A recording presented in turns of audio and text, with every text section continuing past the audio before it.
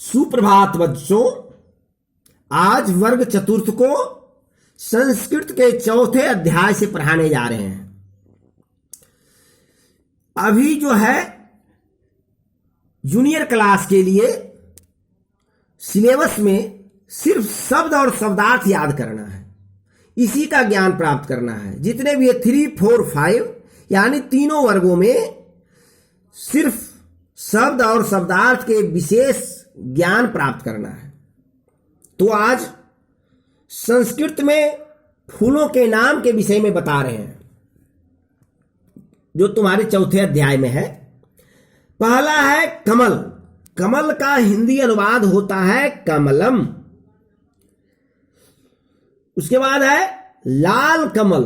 देखिए, लाल कमल का हिंदी अनुवाद हो जाता, संस्कृत अनुवाद हो जाता है कोकनदम। तीसरा है गुलाब। गुलाब का संस्कृत अनुवाद होता है पाटलम, और इसका दूसरा भी नाम है स्थल पद्यम। चौथा है सफेद कमल।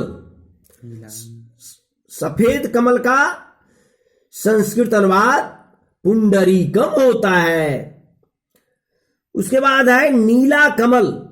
नीला कमल का संस्कृत अनुवाद इंदिवरम होता है। उसके बाद देखिए, फूल का संस्कृत क्या होता है? उसका संस्कृत होता है पुष्पम प्रसूनम। अगला है चंपा। चंपा का संस्कृत अनुवाद होता है चंपकः।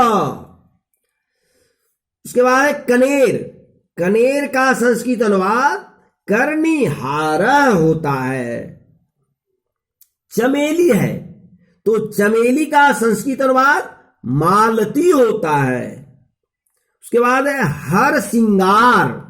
हर सिंगार जो फूल का नाम है, उसका संस्कृत अनुवाद होता है शेफालिका। अगला है जूही। जूही भी फूल है, इसका संस्कृत अनुवाद होता है यूथिका। अगला है फूल का नाम गुलदस्ता। गुलदस्ता को देखिए संस्कृत में कहते हैं कुसुमस्तवकः। उसके बाद है केवड़ा। केवड़ा जो हिंदी फूल का नाम है, उसका संस्कृत अनुवाद होता है केतकी। अगला फूल जो है वो है कुई। कुई का संस्कृत में, कुई को संस्कृत में कुमुदिनी कहते हैं। उसके बाद है अगला मौलसिरी। मौलसिरी का संस्कृत होता है वकुलः। इसको संस्कृत का नाम है वकुलः। अगला है पराग। पराग का संस्कृत होता है पुष्परज। उड़हुल। उड़हुल को संस्कृत में जपा पुष्पम कहते हैं। अगला फूल का नाम है नेवारी। नेवारी को संस्कृत में नवमालिका कहते हैं। अगला फूल का नाम है दुपहरिया। दुपहरिया को संस्कृत में बंधुकः कहते हैं। अगला फूल है जवा कुसुम।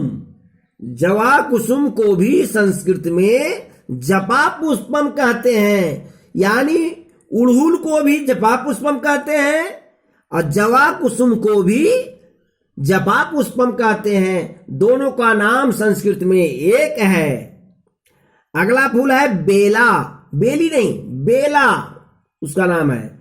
उसको संस्कृत में कहते हैं मल्लिका। मल्लिका। अगला जो फूल का नाम है, एक फूल है, वो है कुंद। कुंद को संस्कृत में कुंदम कहते हैं। ये सब संस्कृत में फूलों के नाम हैं और उसका हिंदी में भी नाम है। अगर इसे आप स्मरण कर लेंगे तो हिंदी में भी फूल का नाम और संस्कृत में भी फूलों के नाम स्मरण हो जाएंगे। जितने भी शब्द एवं शब्दार्थ आप लोग याद करेंगे, स्मरण करेंगे, अगले वर्ग में वो बहुत काम आएगा। जब तक यह सब स्मरण नहीं करोगे, अगले वर्ग में अनुवाद करने में, संस्कृत पढ़ने में, संस्कृत लिखने में बहुत आराम होगा। इसलिए इन शब्द और शब्दार्थों को आप स्मरण करें। अगले दिन फिर दूसरे चीज का नाम बताएंगे।